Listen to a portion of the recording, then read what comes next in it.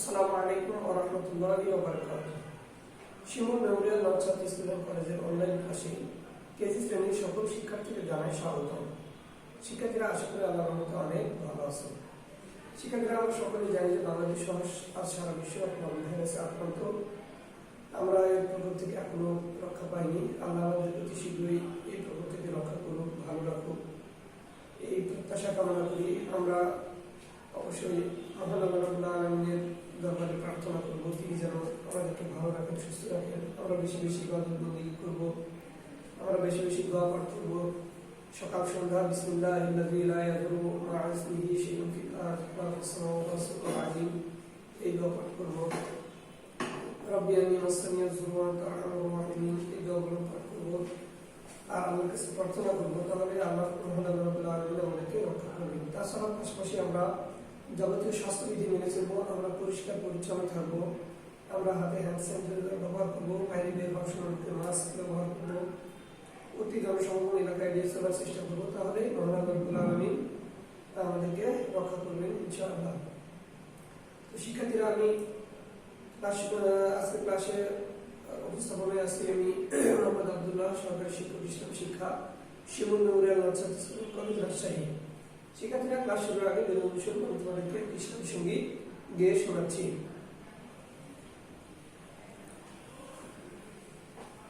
সত্যের সংগ্রামে ফোটা ফুল ভেঙে দিল জীবনের শত ভুল।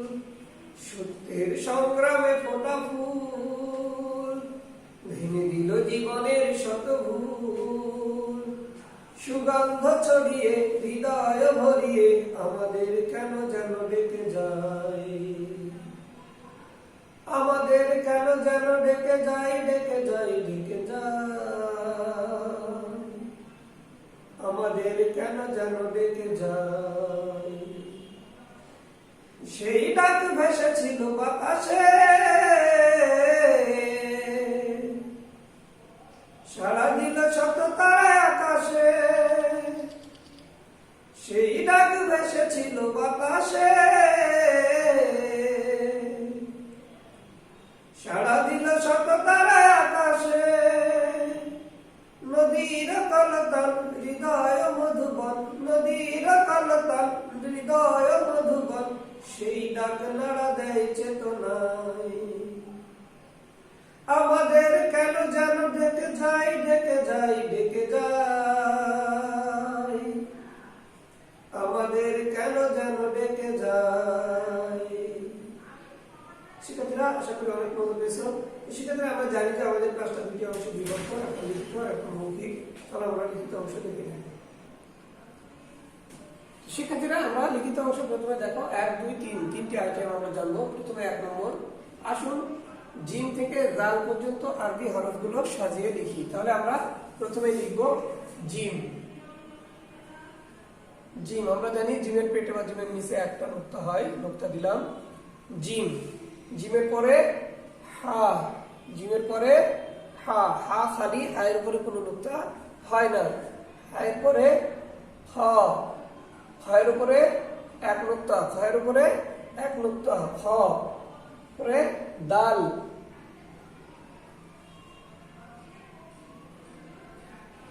দাল।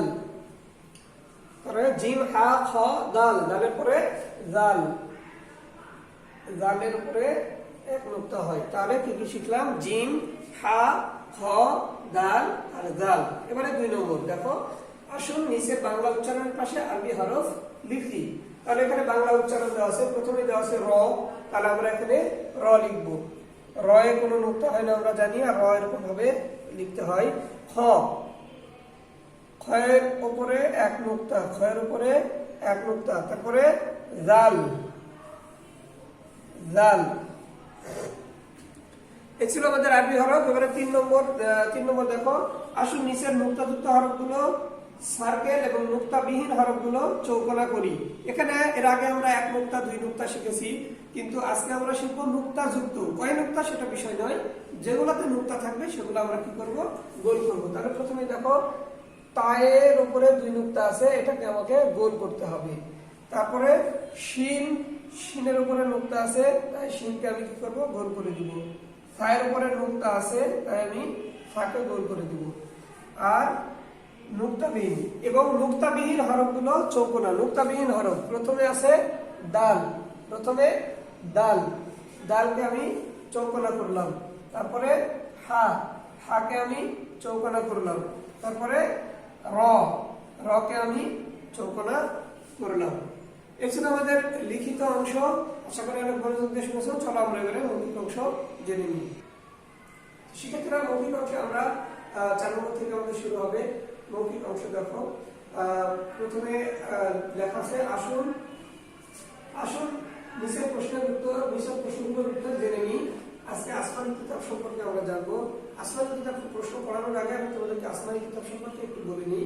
আসমানি কিতাব বলতে বোঝানো হয় যুগে যুগে মহান আল্লাহ রাব্বুল আলামিন মানব জাতির হেদায়েতের জন্য নবী রাসূল পাঠিয়েছেন। আর এই নবী রাসূলকে তিনি তার বিধান সহ পাঠিয়েছেন, তার হুকুম আহকাম সহ তাকে পাঠিয়েছেন যে কিভাবে আমাদেরকে চলতে হবে, কোন কাজ আমাদেরকে করতে হবে। আর এই বিষয়টা গ্রন্থাকারে লিপিবদ্ধ করা হয়েছে তখন সেটাকে বলা হচ্ছে আসমানি কিতাব। যেহেতু মহান আল্লাহ রাব্বুল আলামিন আরশে অবস্থান করছেন আর আসমান থেকে নাজিল হয়েছে, এজন্য এই কিতাবকে বলা হচ্ছে আসমানি কিতাব। তো এই আসমানি কিতাব সর্বমোট 104টি, তার মধ্যে প্রধান 4টি এবং সহিফা ছোট হচ্ছে 100টি।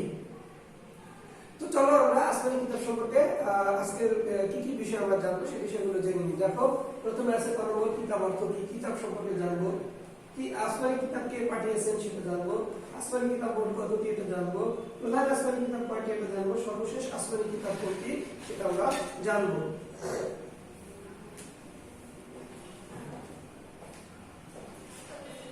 শিক্ষার্থীরা, প্রথমে ক নম্বর প্রশ্ন ছিল কিতাব অর্থ কি। কিতাব অর্থ বই বা পুস্তক। কিতাব অর্থ বই বা পুস্তক। কিতাব অর্থ বই বা পুস্তক।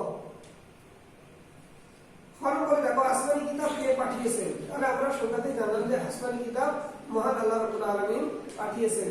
আসমানি কিতাব মহান আল্লাহ রাব্বুল আলামিন পাঠিয়েছেন। আসমানি কিতাব মোট কতটি? আসমানি কিতাব মোট 104টি। আসমানি কিতাব মোট 104টি। প্রধান আসমানি কিতাব কয়টি? প্রধান আসমানি কিতাব 4টি। প্রধান আসমানি কিতাব 4টি। তাওরাত, জাবুর, ইনজিল, আল কোরআন। তাওরাত হযরত মুসা আলাইহিস সালামের উপর, জাবুর হযরত দাউদ আলাইহিস সালামের উপর, ইনজিল হযরত ঈসা আলাইহিস সালামের উপর, আর কোরআন মাজিদ হযরত মুহাম্মদ সাল্লাল্লাহু আলাইহি সাল্লামের উপরে নাযিল হয়। তবে সর্বশেষ আসমানি কিতাব কোনটি? সর্বশেষ আসমানি কিতাব কোরআন মাজিদ বা আল কোরআন। তাহলে এই কোরআন মাজিদ বা আল কোরআন সর্বশেষ আসমানি কিতাব। এটা কেন সর্বশেষ আসমানি কিতাব? কারণ মহান আল্লাহ রাব্বুল আলামিন এই কোরআন মাজিদ নাযিলের মাধ্যমে এবং মহানবী সাল্লাল্লাহু আলাইহি সাল্লামের আগমনের মাধ্যমে নবুয়তের পরিসমাপ্তি ঘটিয়েছেন। অর্থাৎ এরপরে আর কোনো নবীও আসবেন না, আর কোনো কিতাবও নাযিল হবে না। এই জন্য কোরআন মাজিদকে বলা হয় সর্বশেষ আসমানি কিতাব। এবারে আমরা সত্য মিথ্যা কিছু প্রশ্ন জেনে নিই। দেখো, সর্বশেষ আসমানি কিতাব কোরআন মাজিদ। সর্বশেষ আসমানি কিতাব কোরআন মাজিদ অবশ্যই কি হবে? সত্য হবে। সর্বশেষ আসমানি কিতাব কোরআন মাজিদ। কিতাব অর্থ খাতা না, কিতাব অর্থ আমরা কি পড়লাম? কিতাব অর্থ বই। কিতাব অর্থ বই। আসমানি কিতাব মোট 104টি। সত্য, আসমানি কিতাব মোট 104টি। দাল হরফে নুক্তা আছে 2টি। না, আমরা আজকে কি শিখলাম? দাল হরফে কোনো নুক্তা নেই। দাল হরফে কোনো নুক্তাই নেই, অতএব এটা মিথ্যা। 6 নম্বর দেখো, আসুন সঠিক উত্তরটি বেছে বলি বা সঠিক উত্তরের উপর সঠিক উত্তরটি আমরা জানবো। দেখো, বাইতুল্লাহ অর্থ কি? বাইতুল্লাহ অর্থ আল্লাহর ঘর, মানুষের ঘর নাকি নবীর ঘর? বাইতুল্লাহ অর্থ আল্লাহর ঘর, মানুষের ঘর নাকি নবীর ঘর? চলো দেখি। অবশ্যই বাইতুল্লাহ মানে আল্লাহর ঘর। আল্লাহর ঘরের উপরে টিক দিয়ে তোমাদেরকে বোঝানো হয়েছে। দেখো উত্তর যে আল্লাহর ঘর। 6 নম্বর প্রশ্ন দেখি, প্রধান আসমানি কিতাব কয়টি? 2টি, 3টি নাকি 4টি? প্রধান আসমানি কিতাব আমরা কিছুক্ষণ আগে জানলাম 4টি। প্রধান আসমানি কিতাব 4টি। 9 নম্বর দেখো, জাজরুন কোথায় ফলে? আমরা ছড়া পড়েছিলাম যে জিমে জাজরুন, জাজরুন অর্থ গাজর। গাজর কোথায় ফলে পড়েছিলাম? জাজরুন জলে, মাঠে না সাগরে? অবশ্যই আমরা মাঠে পড়েছিলাম, অতএব উত্তর হবে মাঠে। জাজলুন মাঠে ফলে ভালো, দেখতে তাই লাগে ভালো। সর্বশেষ আসমানি কিতাব কোনটি? সর্বশেষ আসমানি কিতাব আল কোরআন, তাওরাত নাকি জাবুর? সর্বশেষ আসমানি কিতাব আল কোরআন বা কোরআন মাজিদ।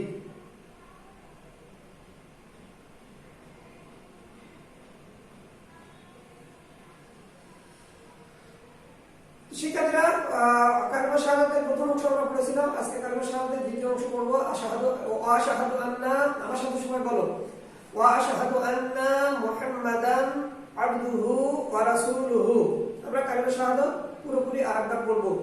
আশহাদু আল্লা ইলাহা ইল্লাল্লাহু ওয়াহদাহু লা শারীকা লাহু ওয়া আশহাদু আন্না মুহাম্মাদান আবদুহু ওয়া রাসূলুহু। তো শিক্ষার্থীরা, আশা করি ক্লাসটা অনেক মনোযোগ সহকারে শুনেছো। আগামী দিন এই অংশের উপরে তোমাদের ফিডব্যাক দেওয়া হবে। আশা করি তোমরা ফিডব্যাক ভালো করবে। আর মহান আল্লাহ রাব্বুল আলামিন ততক্ষণ পর্যন্ত আমাদের সবাইকে সুস্থ রাখুক, ভালো রাখুক, এই প্রার্থনা করে আজকের ক্লাস এখানে শেষ করছি। আসসালামু আলাইকুম ওয়া রাহমাতুল্লাহি ওয়া বারাকাতুহু।